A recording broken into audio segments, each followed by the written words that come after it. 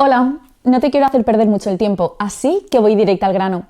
Si quieres escuchar el audiolibro completo, echa un vistazo al enlace en la descripción. Podrás disfrutar de una prueba totalmente gratuita que te dará acceso a un amplio catálogo de audiolibros. Pero espera, que hay más. Por si todavía tienes dudas, a continuación te dejo con un pequeño fragmento del audiolibro. Disfrútalo. Se volvieron con curiosidad hacia el recién llegado. A la primera mirada, los jugadores leyeron en el rostro del novicio algún misterio horrible. Sus facciones tenían el sello de un encanto nebuloso. Su mirada atestiguaba esfuerzos traicionados. La tétrica impasibilidad del suicidio prestaba a aquel semblante una palidez enfermiza, una sonrisa amarga, dibujaba arruguitas en las comisuras de su boca y la fisonomía expresaba una resignación que daba pena ver.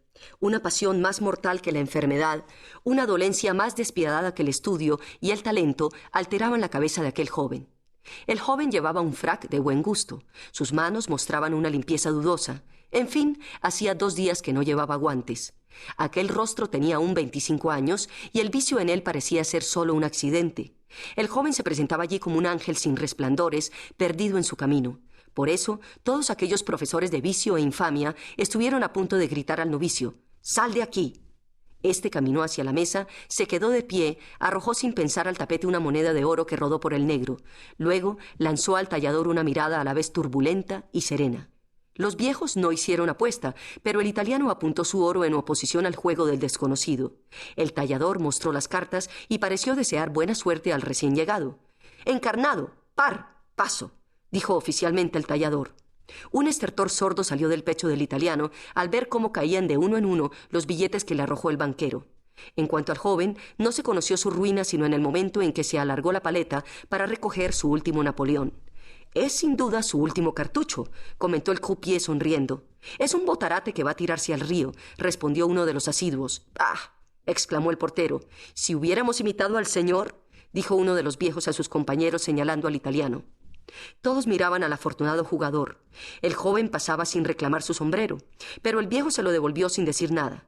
El jugador le entregó la ficha con un movimiento maquinal y bajó la escalera silbando. Enseguida se halló bajo las galerías del Palais Royal, fue hasta la calle Saint-Honoré, tomó el camino de las Tuileries y atravesó el jardín con paso indeciso. Andaba como en medio de un desierto, oyendo la voz de la muerte. Existe algo grande y espantoso en el suicidio.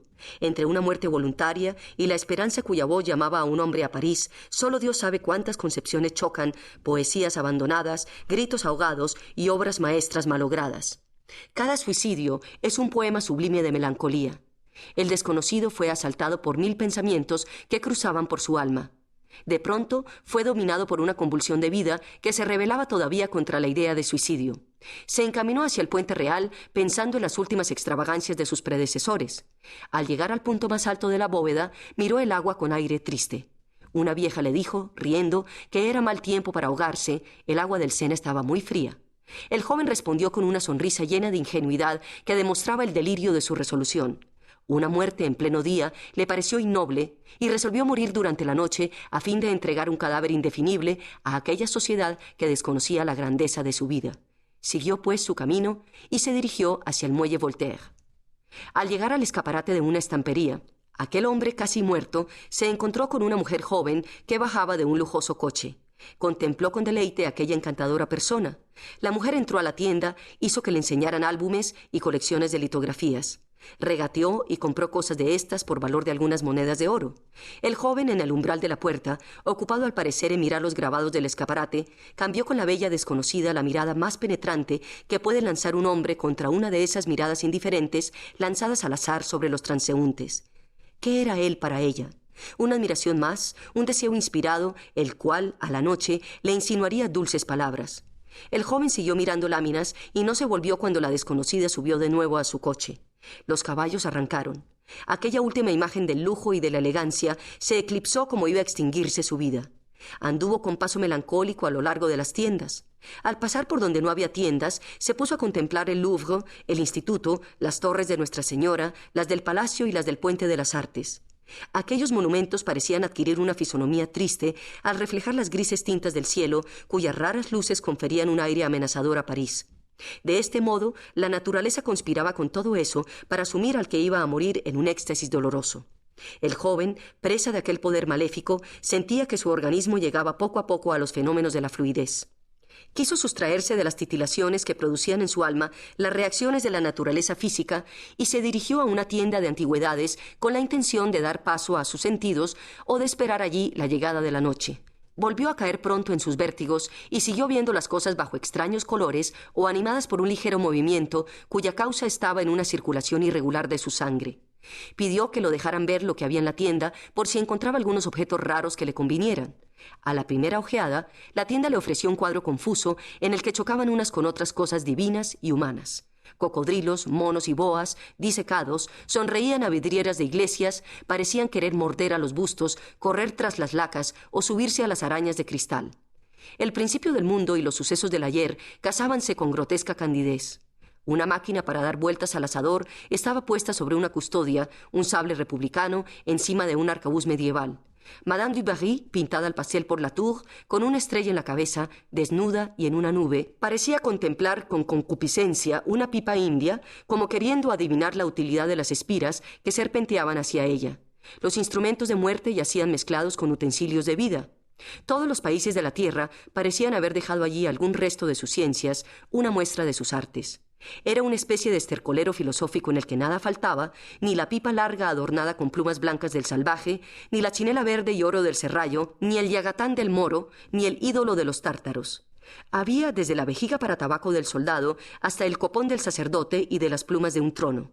Aquellos monstruosos cuadros estaban aún sujetos a 1000 fenómenos luminosos por los caprichos de una multitud de reflejos debidos a la confusión de los matices, a la brusca oposición de las luces y las sombras.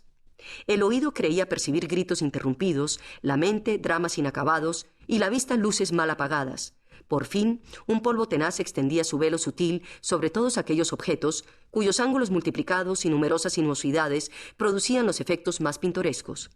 El desconocido comparó primeramente aquellas 3 salas colmadas de civilización, de cultos, de divinidades, de obras maestras, de libertinaje, de sensatez y locura, con un espejo de múltiples facetas, cada una de las cuales representaba un mundo. La vista de tantas existencias nacionales o individuales, atestiguadas por aquellas prendas humanas, acabó por embotar los sentidos del joven. Estaba satisfecho el deseo que le había movido a entrar en la tienda. Salió de la vida real, llegó a los palacios encantados del éxtasis. Aquel océano de muebles, invenciones, modas, obras, ruinas, componían un poema sin fin. Formas, colores, pensamientos, todo revivía en ello, pero nada completo se ofrecía al alma. El joven volvió a las existencias individuales después de haberse adueñado del mundo, después de haber contemplado países, edades y reinados. Se personificó de nuevo y se apoderó de los pormenores, rechazando la vida de las naciones como demasiado gravosa para un hombre. Allí dormía un niño de cera que le recordaba las alegrías de su infancia. Admirando más lejos las delicadas miniaturas, los arabescos de color azul y oro que enriquecían un precioso misal manuscrito, olvidaba los tumultos del mar. Suavemente mecido por un sentimiento de paz, desposaba de nuevo el estudio y la ciencia, anhelaba la vida de los monjes. Delante de un lienzo de Teniers se ponía la casaca de un soldado o las pobres ropas de un obrero. Tiritaba de frío al ver caer una nevada en un cuadro de Mierir o luchaba al contemplar una batalla en uno de Salvador Rosa.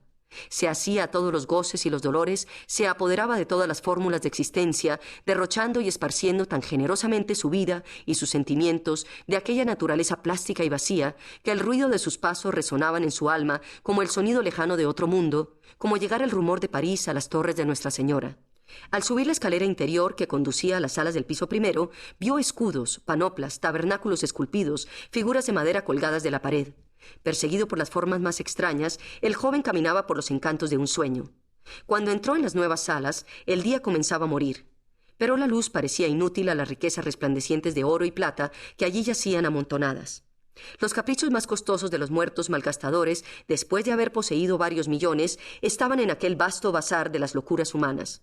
Allí el género humano se mostraba con todas las pompas de su miseria, con todas las glorias de sus gigantescas pequeñeces. Despreciativamente apilados,